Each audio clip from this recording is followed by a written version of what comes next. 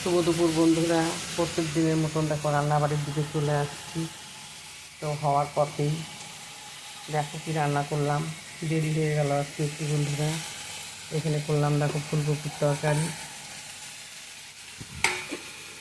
আর এখানে কালকে রাতের মটরের ডাল আছে।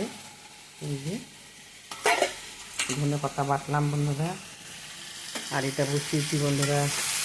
দেখো আলু, ফুলকপির কচি কচি ডাঁটাগুলা কুচি কুচি করে কেটে নিচ্ছি, রসুন, পেঁয়াজ, কাঁচা লঙ্কা, কালো জিরা দিয়ে ভাজবো।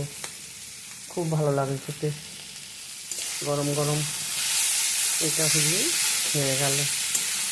সবাই ভালো থেকো, সুস্থ থেকো বন্ধুরা।